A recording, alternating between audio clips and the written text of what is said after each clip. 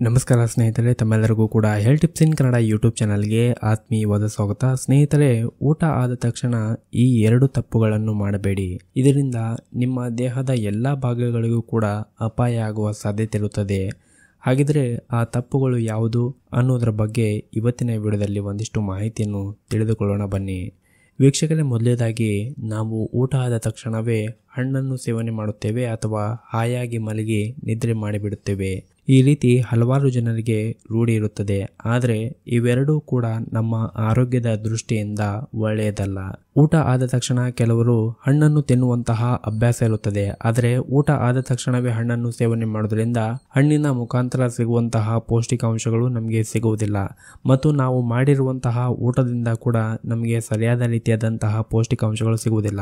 ಹಾಗಾಗಿ ಊಟ ಮಾಡುವ ಮುಂಚೆ ಅಂದರೆ ಊಟಕ್ಕೆ 1 ಗಂಟೆ ಮುಂಚೆ ನೀವು ಹಣ್ಣನ್ನು ಸೇವನೆ ಮಾಡಿದ್ರೆ ಅಥವಾ ಊಟ ಆದ 1 ಗಂಟೆ ನಂತರ ಅಥವಾ 2 ಗಂಟೆ ನಂತರ ಹಣ್ಣನ್ನು ಸೇವನೆ ಮಾಡಿದ್ರೆ ನಿಮ್ಮ ಆರೋಗ್ಯದ ದೃಷ್ಟಿಯಿಂದ ಕೂಡ ಒಳ್ಳೆಯದು. ಮತ್ತು ಊಟ ಆದ ನಂತರ ಬಾಳೆಹಣ್ಣನ್ನು ಕೂಡ ಸೇವನೆ ಮಾಡಬೇಡಿ. ಆಯುರ್ವೇದದ ಪ್ರಕಾರ ರಾತ್ರಿ ವೇಳೆ ಬಾಳೆಹಣ್ಣನ್ನು ಸೇವನೆ ಮಾಡುವುದು ಅಸುರಕ್ಷಿತ. ರಾತ್ರಿ ವೇಳೆ ಬಾಳೆಹಣ್ಣು ಸೇವನೆ ಮಾಡೋದ್ರಿಂದ ಶೀತ ಮತ್ತು ಕೆಮ್ಮು ಆಗುವ ಸಾಧ್ಯತೆ ಇರುತ್ತದೆ. ಇದು ಜೀರ್ಣವಾಗಲು ಕೂಡ ತುಂಬಾನೇ ಸಮಯ ಬೇಕಾಗುತ್ತದೆ.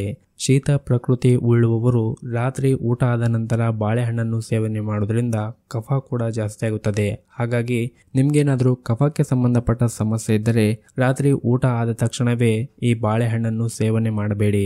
ಮತ್ತು ಇನ್ನೊಂದು ನಿಯಮವೇನೆಂದರೆ ಊಟ ಆದ ತಕ್ಷಣವೇ ಮಲಗಬಾರದು. ಕನಿಷ್ಠ ಪಕ್ಷ ಆದರೂ 2 ಗಂಟೆಗಳ ಕಾಲ ಸಮಯವನ್ನು ಬಿಡಬೇಕಾಗುತ್ತದೆ. ಅಂದರೆ ಊಟ ಮಾಡಿ 2 ಗಂಟೆ ಆದ ನಂತರ ಮಲಗುವುದು ಒಳ್ಳೆಯದು.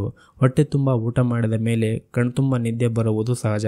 ಆದರೆ ನಿದ್ದೆ ಮಾಡಿದಾಗ ನಮಗೆ ಜೀರ್ಣಕ್ರಿಯೆಗೆ ಅಡ್ಡಿಯಾಗುತ್ತದೆ ಮತ್ತು ತಿಂದಂತಹ ಆಹಾರ ಜೀರ್ಣವಾಗದೆ ಹಲವಾರು ರೀತಿಯಾದಂತಹ ಕಾಯಿಲೆಗಳು ಬರುವ ಸಾಧ್ಯತೆ ಇರುತ್ತದೆ. ಹಾಗಾಗಿ ಊಟ ಆದ ತಕ್ಷಣವೇ ಮಲಗುವುದು ಕೂಡ ತುಂಬಾನೇ ಅಪಾಯ ಮತ್ತು ಇದರಿಂದ ನಮ್ಮ ದೇಹದಲ್ಲಿ ಬೊಜ್ಜು ಬೆಳೆಯಲು ಕೂಡ ಕಾರಣವಾಗುತ್ತದೆ. ಹಾಗಾಗಿ ಊಟ ಆದ ತಕ್ಷಣವೇ ಈ 2 ಕೆಲಸಗಳನ್ನು ಖಂಡಿತವಾಗಲೂ ಕೂಡ ಮಾಡಬೇಡಿ. ವಿಡಿಯೋದಲ್ಲಿ ತಿಳಿಸುವಂತಹ ಮಾಹಿತಿ ನಿಮಗೆ ಇಷ್ಟವಾದರೆ ವಿಡಿಯೋಕ್ಕೊಂದು ಲೈಕ್ ನೀಡಿ ಮತ್ತು ಈ ವಿಡಿಯೋನು ನಿಮ್ಮ ಸ್ನೇಹಿತರಿಗೂ ಕೂಡ ವಾಟ್ಸಪ್ ಗ್ರೂಪಿನಲ್ಲಿ ಶೇರ್ ಮಾಡಿ. ವಿಡಿಯೋ ನೋಡಿದ್ದಕ್ಕಾಗಿ ಧನ್ಯವಾದಗಳು.